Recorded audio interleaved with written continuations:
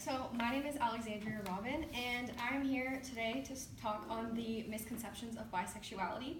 So I want to start my speech by asking, how many of you have ever encountered a bisexual person in your life? By a show of hands, obviously. All right, now how many of you are actually bisexual? All right, so me and you. So I am a bisexual woman, and I just recently came out to my entire family, so this is a very important topic for me to speak on because these reasons are some of the reasons that I didn't want to come out to anyone. So the purpose of this speech is to hopefully spread equity and fairness throughout different sexualities and bring awareness to bisexuality. So, bisexuals are not only discriminated against by people outside of the LGBTQ community, but people inside of it as well, because they're not seen as, they aren't straight enough to be heterosexual, but they aren't gay enough to be considered homosexual. So, in America, in 2000, 3.5% of people consider themselves lesbian, gay, or bisexual.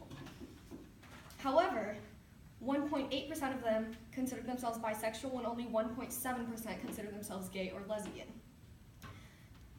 In the same study, only 20% of bisexuals say that sexuality is an important part of who they are and something that they would share with someone when getting to know them, versus 49% of gay and lesbian people.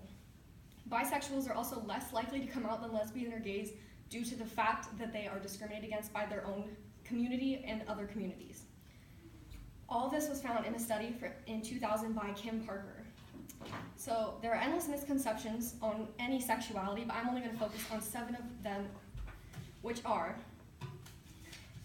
1, that it's just a phase, 2, that it's just a cover, 3, you're more likely to have an STI, 4, you are attracted to every single person you encounter, 5, you have constant fidelity issues, 6, it has to be 50-50 or it doesn't count, and 7, that they'll happily three-way with you. So, how many of you people have heard of one of these misconceptions? A majority of you. So, these may sound outrageous to you, because they are to me too, but these are actual things that people believe in a study done by someone named Leah Emery.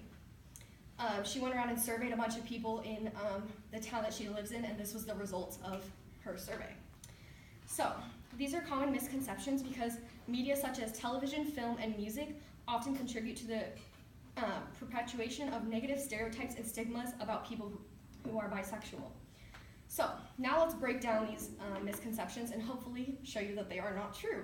So the first one, that it's just a phase. A lot of people say this because it's a huge idea that women, when they go into college, they will get drunk at a party and make out with a woman, and that considers them bisexual, which is not true. An experimental phase with your sexuality does not make you bisexual. In a study done in Psychology Today by Lisa Diamond, only 8% of women who once claimed that they were bisexual changed that to being lesbian or straight. So 92% of people who once claimed they were bisexual continue to claim that they are bisexual through the rest of their life. So, number 2, that it's just a cover-up. So this is such a controversial topic that there was an actual study done by researchers where they connected machines to men's genital areas to test their arousal while watching different videos. So there was gay, straight, and bisexual men, and the results are pretty obvious. The gay men were aroused by other men, straight men by women, bisexual men by both. So, now I'm going to cover number 3 and number 5. Number 3 being you're more likely to have an STI, and number 5 that you are more likely to have fidelity issues. So, a 10-year study was done, I think from 2000 to now, and only 11% of bisexuals cheat on a partner, and 28% of straight people cheated on their partner. So the 4th one, that you're attracted to everyone you meet. If you are attracted to women, you're not attracted to every woman you meet. If you are attracted to men, you are not attracted to every man you meet. Same thing for bisexuals. Number 6, it's 50-50, or it's not true. It's a spectrum. You can like girls more than you like guys, but that does not erase the attraction to the other gender. And last, number 7, that they'll happily three-way with you. That's just straight not true. That does not increase your sex drive, that you are attracted to 2 different genders. So that one's just not true at all. So it's just important to educate yourself on things before making assumptions about something you don't really understand. Thank you. Do you have any questions?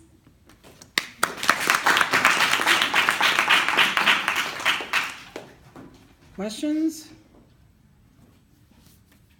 Yeah. How old were you when you came out to your family? I just recently, I came out to my parents last May, and I came out to my entire family in November, so recently.